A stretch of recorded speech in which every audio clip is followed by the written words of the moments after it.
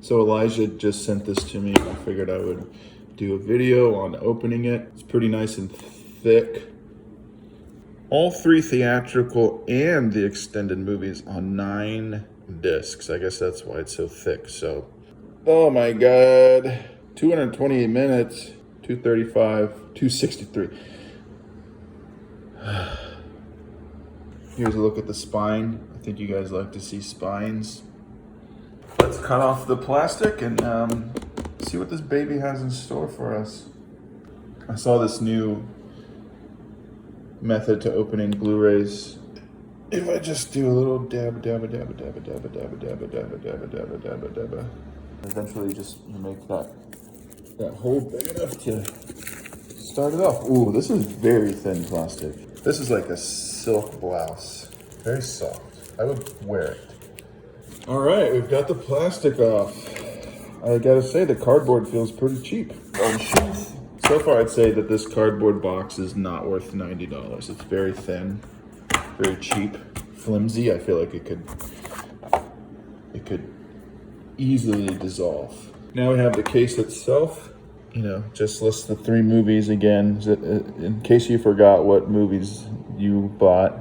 The case is, the plastic shell is pretty solid. This, I would keep this away from water. This, I feel like you could submerge if you wanted to. So let's do the pop. Oh, wow. See, that was like shuffling cards. The first disc is the Fellowship of the Rings theatrical version. Ultra HD HDR with some scripture around the edges. Flip it. We've got the Two Towers theatrical version. Now you can see it's textured. I guess is meant to look like a worn book, like a worn leather-bound book, which is kind of fun. That's a little detail they didn't have to do. And then the third one, the Return of the King theatrical version. All endings intact. All right, and then you flip it again and you get the extended version, which is still 2 discs. I guess because it's 4K, but when do we get a Blu-ray disc that can handle a 4K 8-hour movie on 1 disc? Because I hate this split disc thing. A big bummer is that there's no special features. I feel like they could have just put the special features on a DVD or 2 in this thing. Why not throw a couple more discs in there? Because now, like, if you want the complete Lord of the Rings collection, you gotta have this guy, you gotta have this guy, you gotta have this guy, you gotta have this guy, you gotta have this guy. I don't have the shelf space for that. I don't know about you guys, but now here's the interesting thing about this case. If you look really close, if you stare at this screen long enough and let your eyes adjust like those Magic Eye posters, you'll see the golden arches, clear as day, which is interesting product placement for Warner Brothers and Peter Jackson.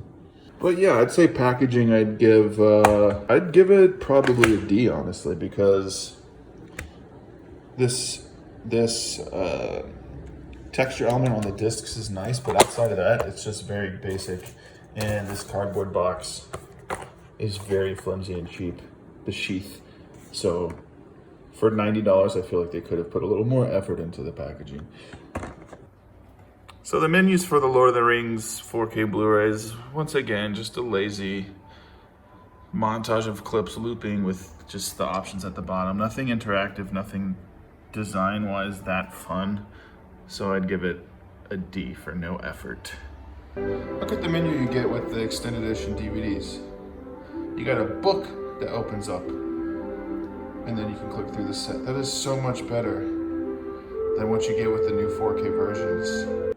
I know there's been a lot of complaints about this new 4K version and some of the color corrections and digital grain removal. It doesn't bother me that much.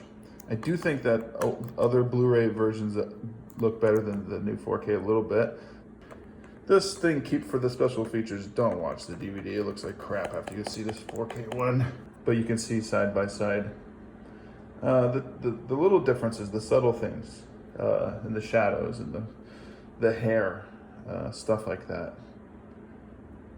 So to recap, the Lord of the Rings trilogy 4K Ultra HD edition, that's about $90 right now. I think I gave the packaging a D because it's just lazy and cheap. The menus a D for no effort. The movies themselves, of course, are just nostalgic classics for me. I'll still watch them every holiday season. Still love them.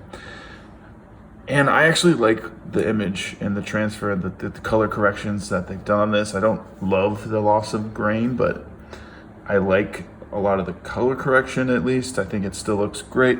I think overall I'd probably give it a C, especially if you're like a huge Lord of the Rings fan or collector. Go ahead and get it. Thanks for watching. Bye.